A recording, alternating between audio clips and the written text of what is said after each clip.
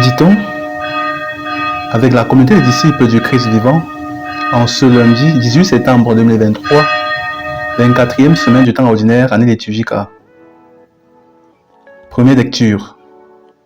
Lecture tirée du premier livre de Timothée au chapitre 2, versets 1 à 8. Bien-aimés, j'encourage avant tout à faire des demandes, des prières, des intercessions et des actions de grâce pour tous les hommes, pour les chefs d'État et tous ceux qui exercent l'autorité, afin que nous puissions mener notre vie dans la tranquillité et le calme, en toute piété et dignité. Cette prière est bonne et agréable à Dieu notre Sauveur, car il veut que tous les hommes soient sauvés et parviennent à la pleine connaissance de la vérité. En effet, il n'y a qu'un seul Dieu. Il n'y a aussi qu'un seul médiateur entre Dieu et les hommes, un homme, le Christ Jésus, qui s'est donné lui-même en rançon pour tous. Au temps fixé, il a rendu ce témoignage pour lequel j'ai reçu la charge de messager et d'apôtre. Je dis vrai, je ne mens pas, moi qui enseigne aux nations la foi et la vérité. Je voudrais donc en tout lieu les hommes prient en élevant les mains, saintement, sans colère ni dispute. Parole du Seigneur. Méditation. Frères et sœurs bien-aimés, que le Seigneur nous bénisse abondamment et nous donne assez de courage pour le suivre chaque jour. Que la douceur de sa présence inonde nos cœurs pendant que nous méditons sur sa parole en ce matin. Aujourd'hui, notre roi nous donne un enseignement sur la prière.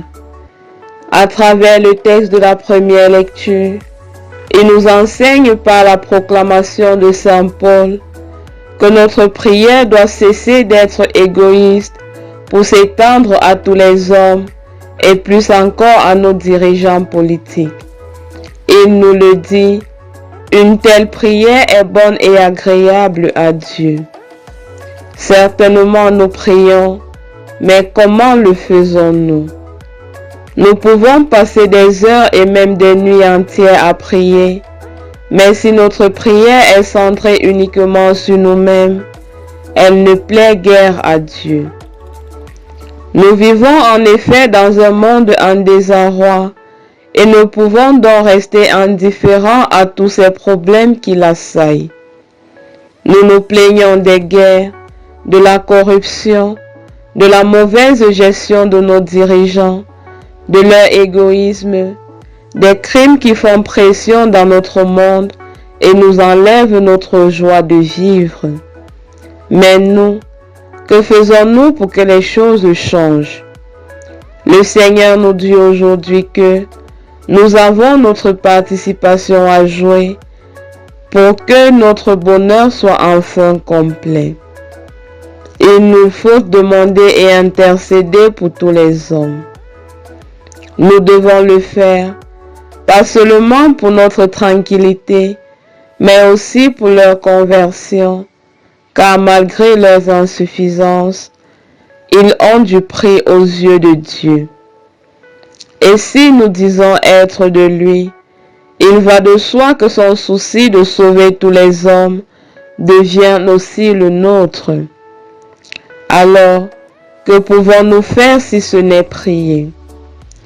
Il est vrai que le mal est tellement profond que parfois, on a l'impression que la prière ne peut rien changer. Oh que non!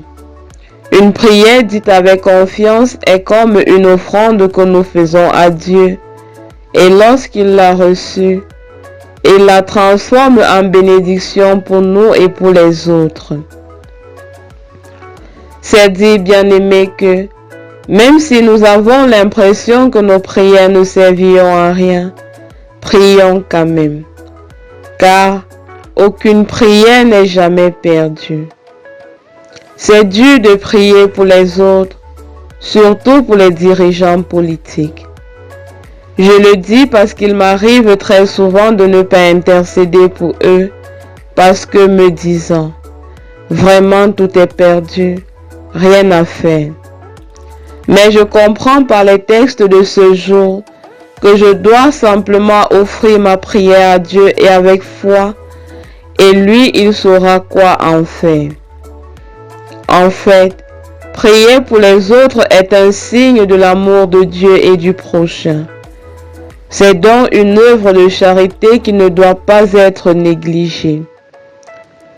Que le Seigneur nous donne d'aimer la prière, mais aussi de savoir prier. Prions. Papa Dieu, s'il te plaît, apprends-nous à prier. Intercession. Seigneur Jésus, nous te prions pour nos dirigeants politiques. Accorde-leur la grâce de l'amour du prochain, afin que dans toutes leurs actions, ils puissent rechercher le bien de tous et non pas leur intérêt personnel. Maman Marie, Reine du ciel et de la terre, prie pour nous. Exercice spirituel. Dis au moins un Je vous salue Marie pour les dirigeants du monde. Loué soit Jésus-Christ.